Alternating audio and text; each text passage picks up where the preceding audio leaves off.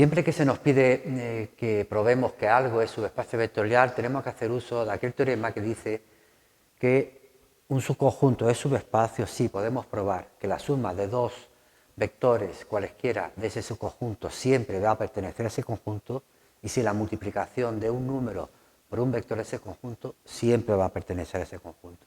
Es decir, la primera, para cualquiera que sea el V1 y el V2 perteneciente a S, tenemos que probar que la suma pertenece a S. Y segundo, cualquiera que sea el número real y cualquiera que sea el vector que cojamos de S, la multiplicación de ese número por ese vector debe seguir siendo de S.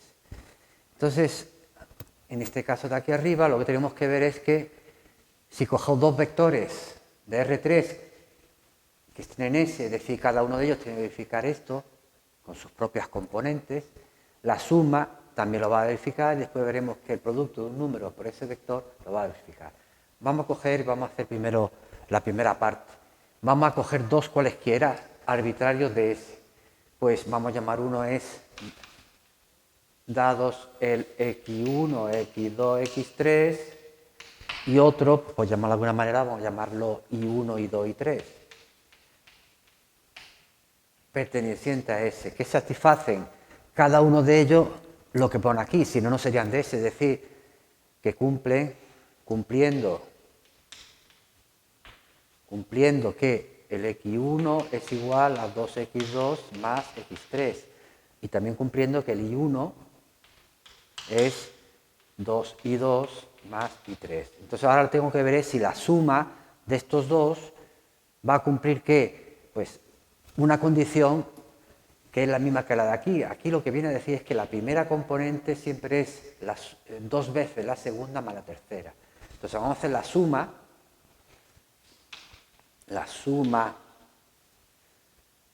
esta más esta,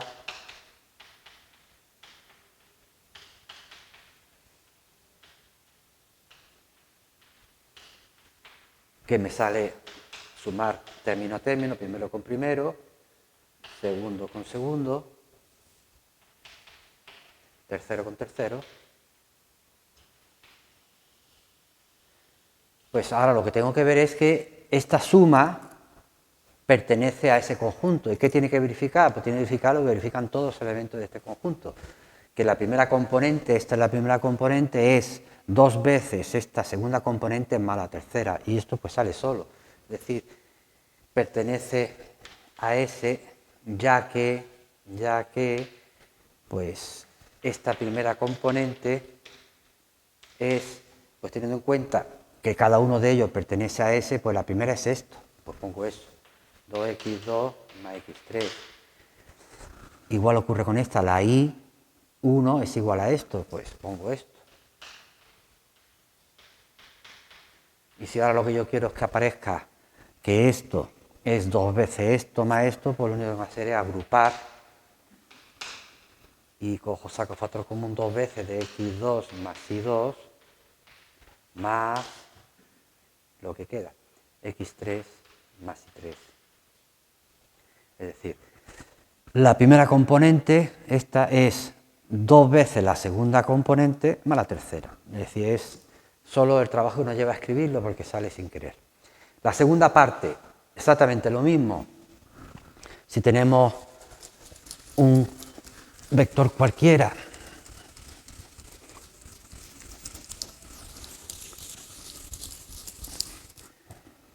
y al mismo tiempo un vector de S y al mismo tiempo lambda pertenece a los reales, pues tengo que ver que al multiplicar esto por esto sigue siendo perteneciente a S. Entonces, como antes, se cumple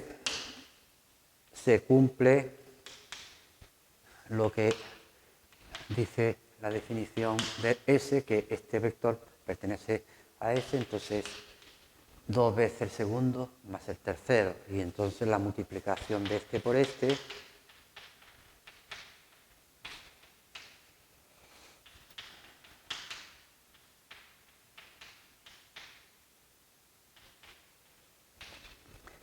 tenemos que ver que esta multiplicación pertenece a S.